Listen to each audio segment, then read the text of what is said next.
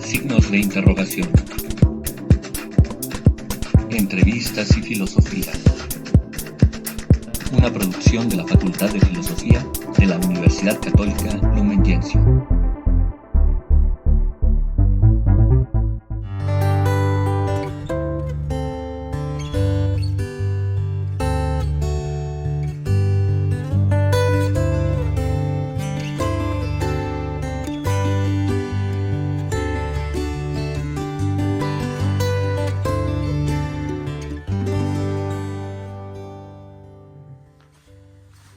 Queridos amigos y amigas, hoy tengo el privilegio de contar con el presbítero doctor Próspero Alfredo Vargas Alonso. Nació en la Ciudad de México el 13 de noviembre de 1959. Actualmente es sacerdote diocesano de la Arquidiócesis de México. Realizó sus estudios de filosofía y teología en el Seminario Conciliar de México. Obtuvo el grado canónico de bachiller en teología por la Universidad Pontificia de México. Obtuvo el grado civil CEP, licenciado en Teología por la Universidad Pontificia de México.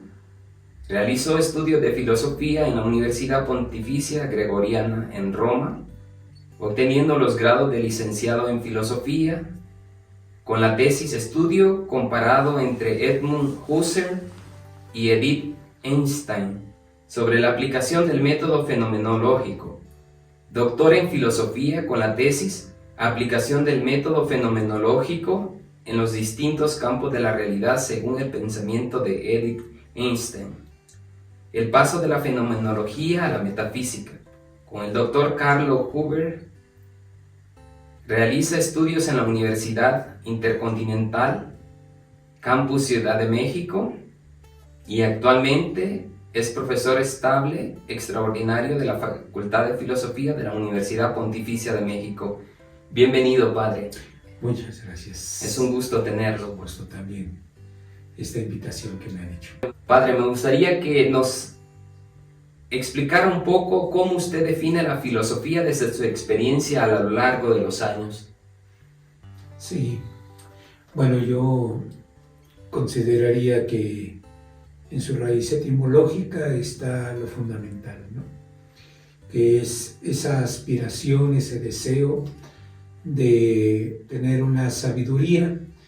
Si consideramos nosotros que la sabiduría pues es el saber de la vida, el aprender de aquello que ha sido nuestra experiencia, tanto en los elementos de fallas que hemos tenido, errores, pero aciertos, y también lo que vemos que otros que son semejantes a nosotros han vivido y nos van enseñando a aprender a vivir la vida.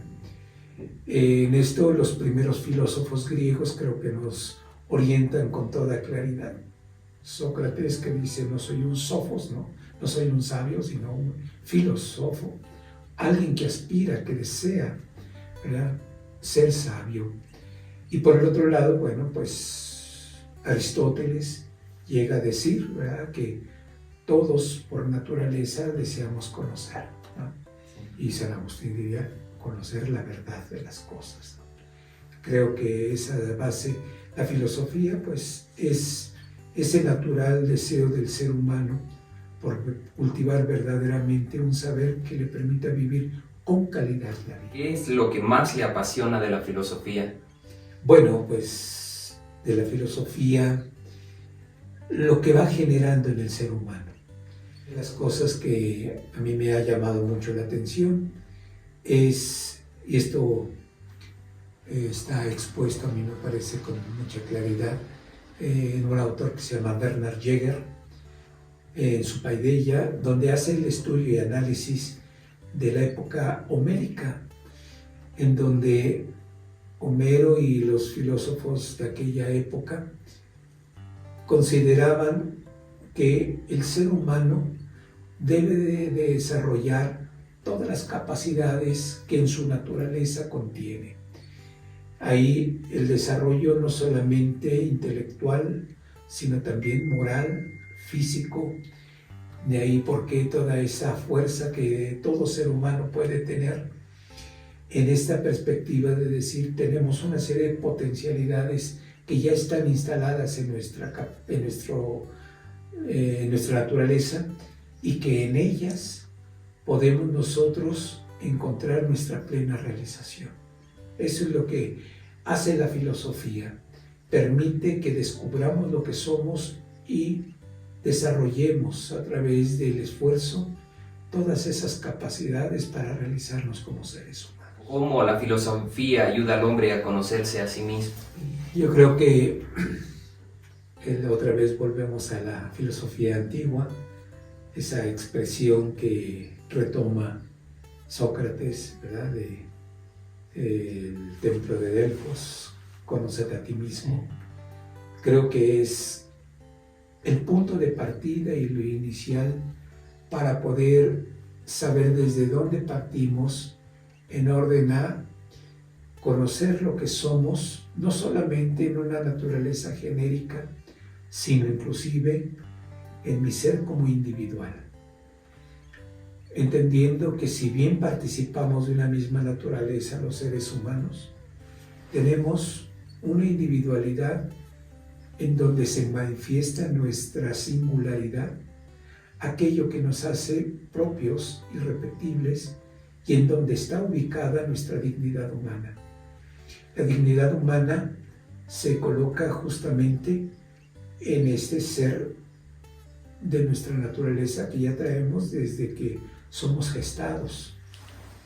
Y esto nadie nos lo puede quitar, pero sí lo podemos nosotros compartir con otros. Y al compartirlo, lo vamos enriqueciendo y vamos ayudando a que otros se enriquezcan. Al intercambiar nosotros con los demás su manera de pensar, de ser, su interacción con los caracteres, los temperamentos, eso nos va modificando y vamos aprendiendo cómo nosotros vamos evolucionando poco a poco, y el darnos cuenta, reflexionando nuestras reacciones y nuestras acciones, ahí es en donde nos vamos conociendo, y la filosofía nos ayuda mucho a saber los puntos claves que todo ser humano debe de conocer para saberse ser humano y poder desarrollar todas las capacidades que logro descubrir desde la filosofía. Sí, pues muchas gracias, Padre. También quisiéramos escuchar un poco acerca de en lo que usted es experto, que es en el método fenomenológico, en los distintos campos de la realidad. Pues quisiéramos escuchar un poco más para que todos conociéramos. Sí, yo creo que el origen de este estudio, ciertamente desde que comencé a estudiar filosofía, tenía un profesor, el profesor Héctor Rogel, que él utilizaba una metodología que era partir de la fenomenología y continuar con la ontología y metafísica. Y a mí me llamaba la atención, pues, a qué le llamaba fenomenología. Y no era otra cosa sino el modo como se maneja desde la perspectiva realista el concepto fenomenología, que era escribir lo que alcanzamos a percibir, sencillamente, lo que nos aparece en la realidad, como punto de partida. Cuando yo fui realizando mis estudios ya de especialización en Roma, me fui dando cuenta en la lectura de algunos de los jesuitas europeos que el concepto fenomenología sí también lo manejaban desde esta perspectiva realista, pero que su origen estaba también en un filósofo alemán, ¿verdad?, de principios del siglo XX, bueno, ya era matemático desde antes del siglo XIX, pero su obra fundamental, Investigaciones Lógicas, ya se da en el año 1900, su publicación, y él abordaba el tema de la fenomenología desde otra perspectiva, una perspectiva quizás más radical, con un interés fundante totalmente, y entonces eso me llamó la atención y me metí por ahí. Dije, bueno, a ver, ya no solamente es describir lo que vemos, sino es poder tener la vivencia interior desde la conciencia de aquello que todo ser humano llega a captar dentro de sí y de manera inmediata, y que esto lo hace tener un conocimiento firme. Bueno, por ahí me fui metiendo. Mi interés había sido ciertamente pedagógico, educativo. Desde muy joven me pusieron a dar clases en el seminario y eso pues también me inquietaba así de... Y buscando algún autor que pudiera tener aspectos de la fenomenología vinculada a la educación, me fui encontrando con esta filósofa alemana, Edith Stein, que era discípula de Husserl y que había tocado el tema educativo, ¿sí? Y entonces ya me metí a investigar y sí, me di cuenta que ella, después de un inicio de tipo psicológico, le sugieren que se adentre a la fenomenología y de ahí se encuentra con el maestro Husserl y estudia con él en Gotinga y desarrolla todo ese pensamiento fenomenológico. Ella lo asume, ve que es un camino firme filosóficamente hablando y desde ahí comienza a hacer una serie de estudios en distintos campos de la realidad, que fue lo que mi director de tesis me sugirió que pudiera yo trabajar, ¿no? Es en el campo antropológico, en el campo social, en el campo educativo, en el campo religioso. ¿Cómo aplicar esta metodología de la fenomenología, analizando todos estos fenómenos en la búsqueda de un fundamento que nos permita llegar a la esencia de las vivencias que llegamos a tener? Y bueno, por ahí fue que yo me fui adentrando y fue el resultado de mi tesis de doctorado. Antes había yo realizado una tesis, lo que vendría siendo aquí en México el nivel de la maestría, en la comparación de cómo aplicaban el método fenomenológico Husserl y Edith Stein, ¿no? Que aunque es discípula de Husserl, la manera de aplicarlo tiene una perspectiva más de tipo realista. Husserl fue ciertamente orientándose hacia una perspectiva más de tipo subjetivo y un tanto idealista, ¿no? No es un idealismo kantiano exactamente, pero en esa perspectiva de quedarse nada más en la subjetividad. Ese es así como el panorama general de lo que estuve investigando. Y ciertamente, bueno, pues la fenomenología viene a ser para nosotros una manera de poder abordar la filosofía de una manera un tanto rigurosa. Sí. Sí. Ese es lo que fui yo adentrándome. Pues muchas gracias, padre. La verdad nos parece un tema muy interesante. Yo creo que para profundizar, para leer, nosotros que estamos en el 5º semestre. ¿Y qué nos puede decir, padre, sobre por qué la filosofía sigue siendo relevante en la actualidad? Sí, bueno, pues yo creo que por ahí hay un dicho que se dice: el que no filosofa, filosofa. Es decir, la filosofía viene siendo como un modo de ser del hombre en donde no puede no pensar. Lo que conoce, lo reflexiona, lo asume y desde ahí genera proyecto. El hecho de actuar, de pensar, de interactuar, lo lleva a reflexionar: ¿por qué lo hago? Y preguntas que se comienza a hacer como diciendo: bueno, ¿y por qué tengo esta capacidad? Bueno, ¿y por qué el otro también piensa igual que yo o piensa distinto de mí? ¿De dónde procedemos? ¿Hacia dónde vamos a ir? Todas estas preguntas que aún los que no han estudiado sistemáticamente la filosofía se plantean. Aún filósofos que consideran que la metafísica no es algo que tenga ya valor en la actualidad, se hacen preguntas metafísicas. Y siempre estará presente esa inquietud del ser humano y por eso es muy actual siempre. Donde hay un ser humano siempre que desarrolle básicamente sus capacidades para poder pensar, se cuestionará estos aspectos, ¿no? Pero aquí entra un factor que a mí me parece fundamental, ¿no? Que es el factor educativo, ¿sí?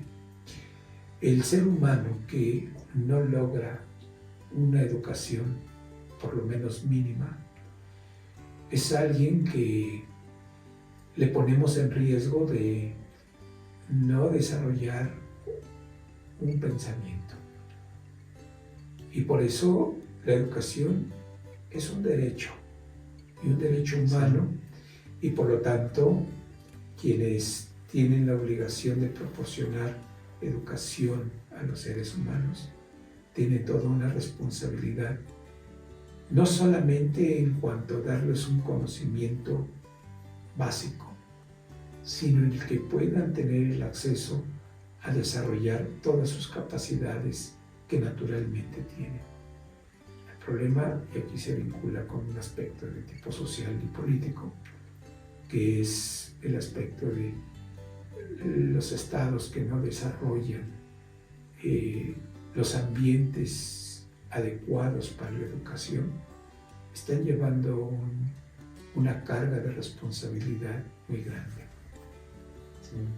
Padre, yo creo que ya lo mencionó, pero nos gustaría escuchar de nuevo para qué sirve la filosofía, porque son preguntas que actualmente surgen y considerando que muchos prefieren las ciencias empíricas, ¿qué nos puede decir acerca de eso? Bueno, si nosotros revisamos así en general la historia de la filosofía, nos vamos a ir dando cuenta que se van marcando así como tendencias, ¿verdad? Podríamos decir que la etapa, si dividimos hacia lo clásico, ¿no? 4 grandes etapas: la etapa antigua griega, ¿verdad? Griega y romana. Nos vamos dando cuenta que el interés es tomar la realidad en su naturaleza, en global, en donde se incluye el ser humano, y el interés era poder indagar y descubrir aquello que fundamentaba todo lo que existe simplemente por lo que es en su naturaleza, la famosa physis, ¿sí? Y ahí el ser humano se integraba como cómo tiene que actuar el ser humano de acuerdo a su pensar, a su trabajo de virtudes, a su trabajo de desarrollo social en la política, en el Estado, pero muy vinculado de acuerdo a cómo es su naturaleza. Después se fue variando un poco en la búsqueda de la felicidad, en la línea ética, si queremos ser felices, que es algo que está en el núcleo de la tendencia humana natural. Ya en la segunda etapa, que viene siendo la etapa que llamamos así patrístico medieval, el aspecto religioso viene a jugar un papel fundamental, no porque no esto estuviera en la antigüedad desde los mitos, sino que aquí toma un punto relevante la expresión de un Dios único, trino, que se revela y que da orientación a la naturaleza humana y a todo lo que existe en torno a lo humano. Y entonces en esa perspectiva el interés era la teología como ciencia fundamental que nos ayuda a orientar nuestra manera de pensar, de ser, de actuar, de proyectar la política, etc.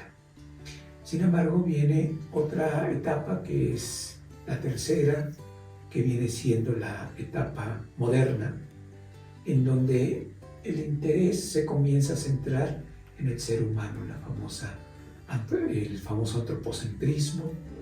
El ser humano es el que debe de estar al centro, en donde Dios no es negado, pero es así como dejado a un lado, y el ser humano, de manera particular en su capacidad de razonar y pensar. ¿Qué es lo común a todo y qué es lo que nos permite entrar en un diálogo común, universal? nuestro tipo de pensar lógico, en donde las matemáticas vienen siendo como el modelo, pero no solamente es en el ámbito filosófico, también se proyecta en el arquitectónico, en el literario, ¿sí? Es toda la época humanista, toda la época del Renacimiento, sí. Todas esas expresiones en donde el hombre va centrándose, y entonces lo que vendría siendo la naturaleza como fundamento se va utilizando simplemente como modelo para poderlo nosotros repetir al modo humano. Y Dios, que había sido aquel que estaba como centro, es lo que viene a ser un referente que no todos están de acuerdo, pero que el ser humano se puede centrar en lo racional. Y después ya la etapa contemporánea, en donde se recuperan varias corrientes, y ahí vienen los famosos neos, escolástica, neopositivismo. En esta etapa pues hay una pluralidad en donde lo metafísico que unificaba se va dejando de lado y se va generando una serie de corrientes y líneas. Entre ellas está la del empirismo, en donde lo importante es desarrollar, ¿sí?, la ciencia, el positivismo, el neopositivismo. Eso tiene que ser, entonces, reducir a un campo lo que es el proyecto de la filosofía, o inclusive la manipulación ya misma de la naturaleza. Por el otro lado tenemos la posmodernidad, que es la manera de interpretar de una manera subjetiva y en donde cada uno va pensando de acuerdo a lo que va generando su propia experiencia, aunque no lleguemos a un acuerdo. Está la perspectiva pragmática del marxismo, que la filosofía es para transformar, no es para especular. Ahí está otra perspectiva. Y ahorita actualmente pues está una nueva línea que le llaman nuevo realismo. Sí. ¿Verdad? Y que en esa es querer recuperar el aspecto objetivo de la realidad, pero en donde el ser humano pues entra o bien de una manera simplemente sensitiva, ¿no?, o bien de una manera de permitir que haya distintas interpretaciones de acuerdo a los campos semánticos, ¿verdad?, en donde se pueden conjuntar esos distintos sentidos que se le dan en cada campo y aceptarlos todos según la perspectiva que quieran. Esto que ha venido haciendo, pues que viene siendo la filosofía, pues sigue dándose en cuestionamiento, sigue siendo algo que nos preguntamos, pero se ha ido atomizando el interés de poder de resolver la filosofía, desde la filosofía, su aplicación en la realidad. Entonces, por eso, si se pregunta, bueno, ¿el positivismo vino a generar una fragmentación de la filosofía? Podríamos decir sí, pero no solamente el positivismo, ¿no?, sino también todas las demás corrientes que actualmente tenemos. Basado en su experiencia durante todos estos años, ¿cuál cree usted que ha sido el impacto, o cuál es el impacto que tiene la filosofía en la sociedad? Sí, bueno, lo hemos manifestado en un término que le llamamos humanismo, ¿verdad? El cultivo de las humanidades ciertamente no ha dejado de estar presente, pero se ha disminuido, ¿verdad? Se ha disminuido en favor de lo que se ha llamado el interés por un pragmatismo, ¿verdad?, o los relativismos que nos vamos encontrando, ¿verdad?, que es el historicismo, ¿verdad?, el nihilismo, todas estas corrientes en donde parece que hay un interés que ha venido a disminuir el interés del desarrollo del humanismo, el valor de la otra persona por lo que es la persona, ya no está tan vivo y presente. Ahorita se está viviendo una experiencia más bien de lo práctico, de lo inmediato. Una de las cosas que yo he intuido es, estamos viviendo una experiencia que nunca antes habíamos vivido. Yo le llamo la inmediatez, ¿sí? Antes se mediaba en tiempo la comunicación. Hoy la tenemos de manera pronta, inmediata. Así es. Y esto ha incidido sobre el espíritu humano. De tal manera que hoy, puesto que sabemos que podemos tener la información inmediata en cualquier red social de distintas maneras, bueno, pues eso ha hecho que el espíritu humano quiera las cosas rápido, fáciles, baratas, inmediatas. Sí. Y esto hace que el otro pierda su valor. Ya no me interesa tanto la persona, sino la comunicación que yo quiero obtener. Y entonces se va disminuyendo ese humanismo, esa comprensión del otro, ¿sí? Esto también ha incidido sobre la parte emocional del sujeto. Y esa parte emocional es estar viviendo de impactos, ¿verdad? De tal manera que hemos perdido o hemos disminuido por lo menos, este es lo que llamamos el sentido, que es la continuidad entre el pasado, lo que estoy viviendo al presente y el proyecto hacia el futuro, ¿sí? Esto también pues se ha ido generando a partir de el no querer memorizar, el no querer aprender lenguas de una manera más de análisis, de reflexión, y esto pues va haciendo, si todo lo tenemos de una manera práctica, inmediata y a través de la inteligencia artificial, ¿para qué cultivar, como los griegos lo hacían, todas nuestras capacidades que podemos desarrollar? Sí. Esto ha disminuido mucho en las sociedades y creo que ha incidido también en la valoración del ser humano. Sí. Nos vamos por lo económico, lo inmediato, lo que me beneficia, mis intereses individuales, y esto ha hecho una fragmentación entre las sociedades de tal manera que sí es beneficiosa la filosofía como humanismo, pero está poco cultivada e institucionalmente es algo que no está siendo promovida por las autoridades.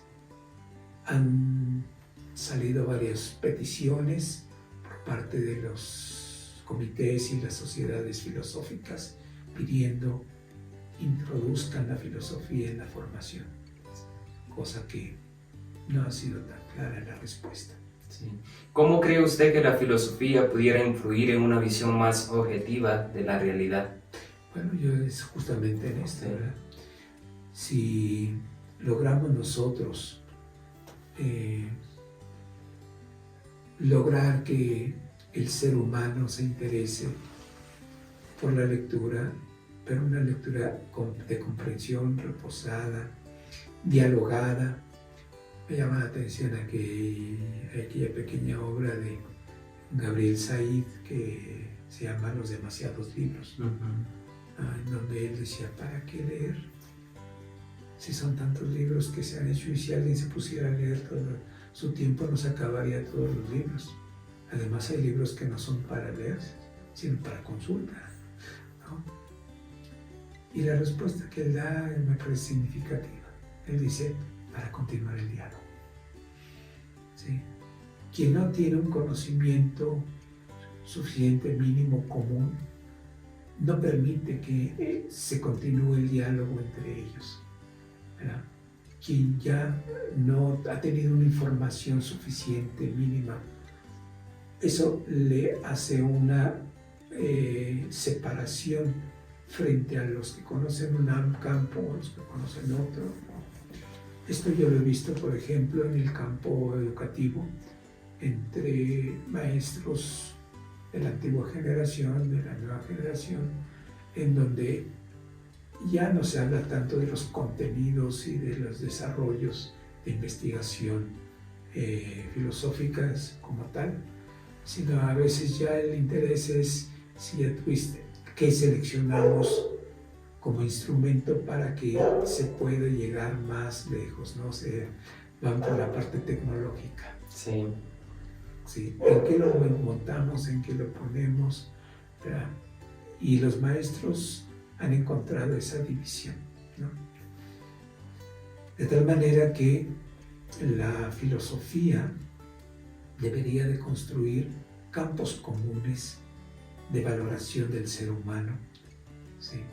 Pero nos estamos encontrando con divisiones en donde si no eres experto en un campo, no se te valora. Así es, Padre. ¿Qué papel ha jugado la filosofía en la pregunta del hombre sobre Dios? Nos gustaría escuchar un poco sobre eso. Bueno, sí, creo que esto, al menos en la época que me tocó todavía estudiar los posgrados, ¿verdad? Estaba todavía el tema del ateísmo, pero como que se venía disminuyendo, ¿no? Entonces, había debates públicos, incluso por televisión, de cuáles son sus argumentos para afirmar a Dios, cuáles son sus argumentos para negarlo, ¿verdad? La filosofía tenía toda una perspectiva de la búsqueda de argumentación lógica que permitiera tomar una postura. Se fue dando también una fenomenología de la religión para no quedarse simplemente en una teorización de lo religioso o de Dios mismo, ¿sí? Pero al paso del tiempo y en esta época contemporánea, pues entramos a lo que se ha llamado o bien el agnosticismo, que viene siendo no soy capaz de saber si Dios existe o no, de manera que ya no me lo planteo como problema y ya no tengo que argumentar a favor o en contra. O por el otro lado, entramos a lo que en la posmodernidad llamamos el supermercado de religiones. De tal manera que yo, así como en un supermercado, entro, ¿verdad? Y escojo el producto que yo desea de lo más variado, ¿verdad? Yo puedo escoger así algo del budismo y algo del cristianismo y algo del maometismo y algo de... Y lo voy conjuntando de acuerdo a lo que siento que me va gustando y así como lo recibo lo puedo desechar. Y no me comprometo con ninguna institución. Entonces se entra en esa dimensión de no necesariamente estructurar un pensamiento lógico que vaya en la dimensión de la búsqueda de Dios, ¿no? Sin embargo, siguen siendo válidos varias de las posiciones de los filósofos antiguos, tanto griegos, ¿verdad?, que se planteaban la cuestión, como Aristóteles, ¿verdad?, de la búsqueda de un motor inmóvil, algo que diera fundamento a lo que nosotros percibimos en esta realidad, o bien un Platón anteriormente, ¿verdad?, de la idea de bien, de uno bien, Plotino, no se diga, pero un místico, ¿no? O las perspectivas de un San Agustín, ¿no?, en donde el pensamiento iluminado desde la fe se desarrolla con mayor claridad para buscar la verdad, y este desarrollo iluminado por la fe viene a potenciar la fe misma.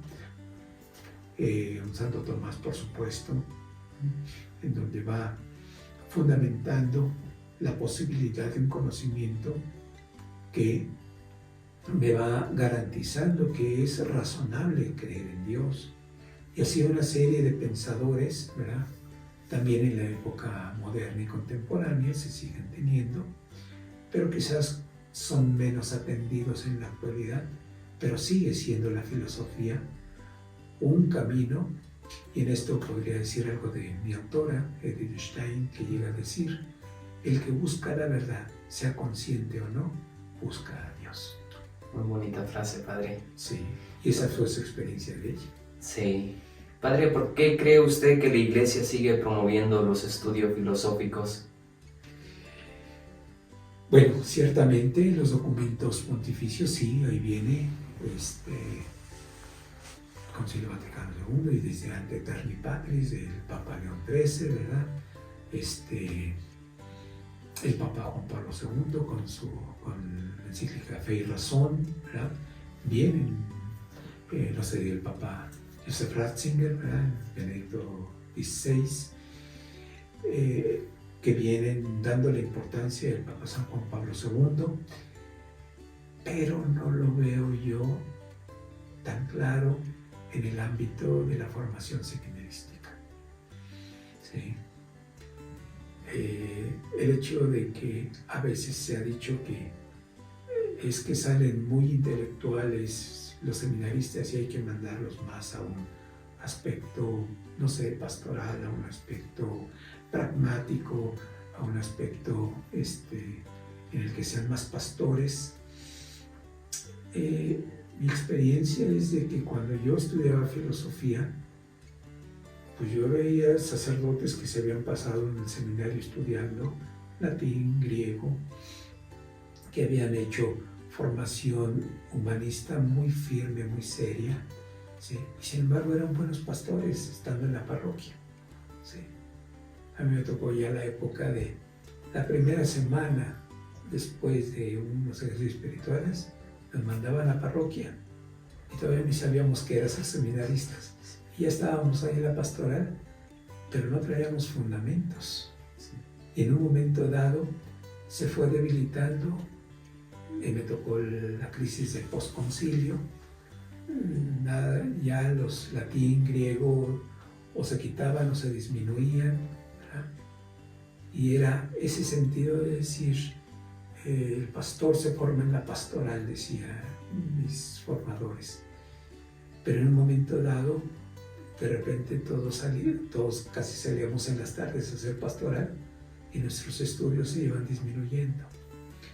Actualmente los seminarios creo que tienen crisis de poder tener profesores con una firmeza académica suficiente.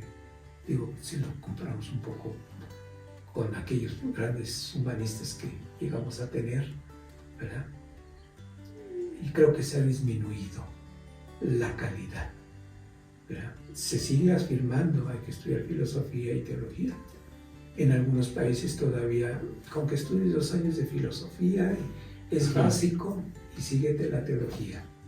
Pero así como que la filosofía, bueno, porque la están viviendo, pero no porque esto te vaya a traer una firmeza. Cosa que creo que en los mismos seminarios hasta hace unos siglos, ¿verdad? En México por lo menos, muchos entraban a seminarios porque eran los únicos espacios en donde con calidad se les formaba, ¿verdad? Sí.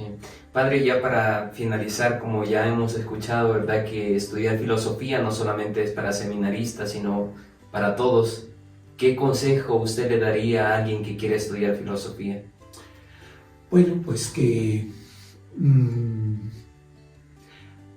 tuviera este sentido de decir, la filosofía no es otra cosa sino aquella que me va a permitir desarrollar lo que yo ya en mi naturaleza tengo, que es mi pensar, y ese pensar me lleva a poder orientar mi parte afectiva, emocional, que se proyecta en una ética, en un modo de actuar bien,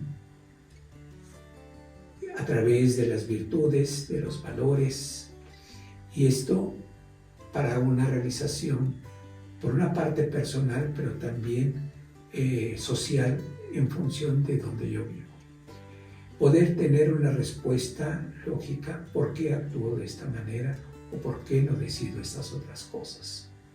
Poder tener claridad de lo que significa el bien común de una sociedad, por dónde tengo que colaborar, participar socialmente, cómo debo de poder ayudar a otros a que se vayan formando como seres humanos, se valoren como seres humanos, tengan una proyección de la trascendencia y tengan un conocimiento claro del mundo y de las ciencias.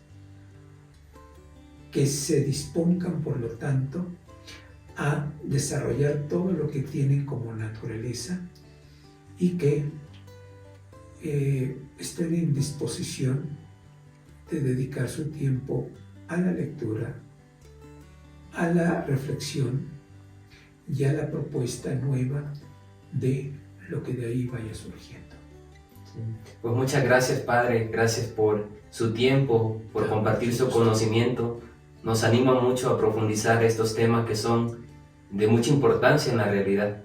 Pues muchas gracias. Muchas gracias, te agradezco. Gracias.